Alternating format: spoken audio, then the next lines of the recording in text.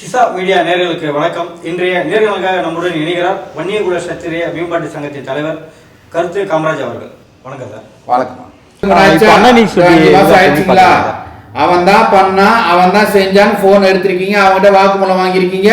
அவன் பண்ணா, அவன் தான் தப்பு பண்ணான்னு அவனை தூக்கி ஜெயில போட்டுறீங்க. ஒருத்தன் தப்பு பண்ணாம ஜெயில போட மாட்டீங்கல்ல, போட்டீங்கல்ல. இப்போ இந்த கேஸ முதலமைச்சர் மு.க. ஸ்டாலின் அவர்கள் இன்னும் 1 மாசத்துலயோ 2 மாசத்துலயோ இதை கண்டுபிடிச்சு அது கரெக்டா அவருக்கான தீர்ப்பு வாங்கி கொடுத்தா நீங்க நான் தான் மாத்தட்டிக்கலாம். அது மட்டும் இல்லாம யார் அந்த சார்? அந்த சார் யாருன்னே தெரியலையே. இன்னமும் நாங்க அண்ணா யூனிவர்சிட்டி பக்கம் போனா யார் அந்த சாரா இருக்கும்? இவரா இருக்குமோ, இல்ல பிரியாணி சாப்பிட்டாரு இவரா இருக்குமோ, இல்ல இவர் கூட நடந்து போனார் அவரா இருக்குமோ, இல்ல அவர் மீட்டிங்ல நின்றாரு அவரா இருக்குமோ, என்னென்னவோ எங்களுக்கு தோணுது சார். அண்ணா யூனிவர்சிட்டியை எங்களால் இப்போ கடக்கவே முடியல. முன்னாடிலாம் போனால் ஒரு பிரம்மாண்டமா பார்ப்போம், இப்பெல்லாம் போனால் யார் அந்த சார்னு பார்க்க வைக்குது. தயவு செய்து மு.க. ஸ்டாலின் ஐயா அவர்களே, இந்த தீர்ப்புக்கு எப்படி நீங்க நாங்க தான் சொல்லிக்கிறீங்களோ, இந்த தீர்ப்பை 2-3 மாசத்துல முடிச்சு நீங்க தான் எங்களுக்கு தெய்வம் சொல்ற மாதிரி பண்ணுங்க சார், ப்ளீஸ். அதுல நம்பிக்கை இருக்கா சார் உங்களுக்கு? இன்னும் அதுல நம்பிக்கை இருக்கா சார்? நார்மலான ஒருத்தருக்கு தீர்ப்பு கிடைக்கிறதே இங்க பெரிய கஷ்டம். 20 வருஷம் 30 வருஷம் ஆகுது. இவன் வேற அரசியல்வாதின்னு சொல்றாங்க. அப்புறம் இவனுக்கெல்லாம் நாங்க எப்படி சார் நம்புறது? எங்களுக்கு நம்பிக்கை இல்லை சார். இல்ல 2026 தேர்தல் வருது, அதுல மனசு வச்சாது இந்த கேஸ் வந்து துரிதப்படுத்துவாங்கன்னு நம்புறீங்களா சார்? துரிதப்படுத்துறதுக்கு என்ன இருக்கு நான் கேட்கிறேன் சார். ஆதாரங்கள் இருக்கு. மகளிர் ஓட்டு வாங்கலாம் சார். இதை வச்சு நாங்க சொன்னா மகளிர் ஓட்டுகள் விழும். இல்ல மகளிர் ஓட்டு எப்படி உள்ளன்னு நினைக்கிறீங்க சார்? அதாவது இலவச பேருந்து மட்டும் போதும் நினைக்கிறீங்களா? யூனிவர்சிட்டின்றது ஒரு சம்பவம். இந்த மாதிரி டெய்லி 100 சம்பவம் நடக்குது. டெய்லி நியூஸ்ல போக்சோ போக்சோ போக்சோ போக்சோ பார்த்துட்டு தானே இருக்கோம்.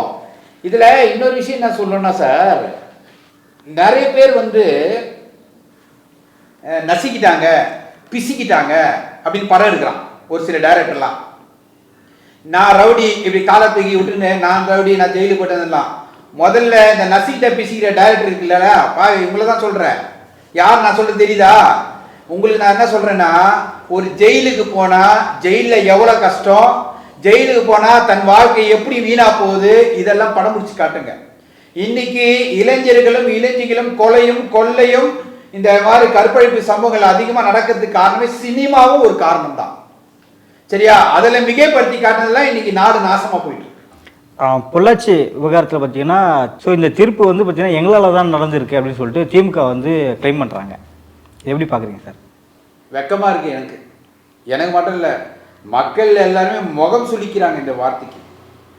அதாவது அதிமுக ஆட்சி இருக்கும்போது 2 வருஷமா அந்த கேஸ் நடந்திருக்கு. அதுக்கப்புறம் திமுக அரசு வந்து 4 வருஷம் ஆயிருக்கு. ஆக மொத்தம் 6 வருஷம் ஆயிருக்கு.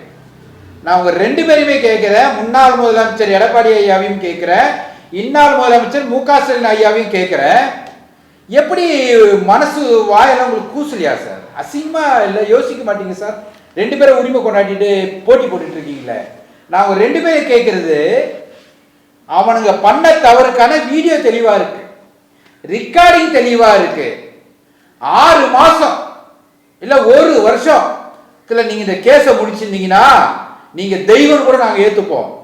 6 வருஷம் ஒரு பொண்ணு பாதிச்சு, பல பெண்கள் பாதிக்கப்பட்டு 6 வருஷம் கழிச்சு வந்து தீர்ப்பு வந்திருக்கு ஒரு நீதிமன்றத்தால. அந்த நீதிமன்ற தீர்ப்புக்கு நீங்க 2 பேரும் டவர் அடிச்சுக்கிறீங்க. நான் தான் அசிங்கமா இருக்கு. மக்கள் உங்களை பார்த்து சிரிச்சிட்டு இருக்காங்க சார். தயவு செஞ்சு இந்த சம்பவத்தை பத்தி பேசாதீங்க. இதெல்லாம் ஒரு என்ன சொல்றதுன்னு தெரியல சார் எனக்கு.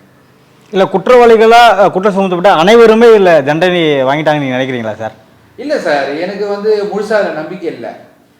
ஏன்னா ஒவ்வொரு நீதியும் தாமதிக்கிறப்போ ஏதோ ஒரு திருடனோ ஏதோ ஒரு கெட்டவன் ஏதோ ஒரு அயோக்கியம் வந்து தப்பிச்சிட்டு இருக்கான்னு அர்த்தம். இத்தனை 6 ஆண்டுகள் எதுக்கு சார் நான் கேட்கிறேன்? ப்ரூஃப் இருக்கு, விசாரணையில ஒத்துக்கிட்டாங்க. எதுக்கு 6 வருஷம்?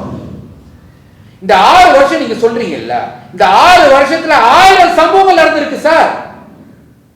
இந்த தீர்ப்பை நீங்க முதல்ல கொடுத்திருந்தால், அந்த 6 மாசத்துல 1 வருஷத்துல நீங்க கொடுத்திருந்தால், இந்நேரம் இந்த ஆயிரக்கணக்கான கற்பழிவுகள் 1000 கணக்கான கொலைகள் நடக்காது சார். தாமதமான தீர்ப்பு ஒரு பக்கம், முதலமைச்சர்கள் 2 பேரும் மாத்தி மாத்தி நான் ஆட்சிக்கு ஒரு பக்கம். மக்களோட நிலைமை நினைச்சா இந்த என்ன சொல்றது பொம்மைகள் மாதிரி ஆகிப்போச்சு. அந்த ஒரு எங்களுக்குள்ளேயே நாங்கள் வந்து நாங்களா பைத்தியமா 6 வருஷம் வச்சு கட்ட தீர்ப்பு கேட்டு 2 பேரும் அடிச்சுக்கிறாங்களே அப்படின்னு மக்களை ரொம்ப கேவலமா பேசிக்கிறாங்க. அது உங்களுக்கு யாராச்சும் உங்க கட்சிக்காரங்களா சொல்றாங்களே இல்லையான்னு எங்களுக்கு தெரியல. ரொம்ப மோசமா இருக்கு. தயவு செய்து இந்த விஷயத்தை பத்தி நீங்க 2 பேருமே பேசாதீங்க சார், ப்ளீஸ். நடப்பு அரசியல் குறித்து பல்வேறு கருத்துக்களை பற்றி மிக்க நன்றி sir. Like, share and subscribe பண்ணாதவங்க இப்பவே சப்ஸ்கிரைப் பண்ணிருங்க. எங்களோட அப்டேட்ஸ் உங்களுக்கு வரணும்னா பெல் பட்டனை பிரஸ் பண்ணுங்க.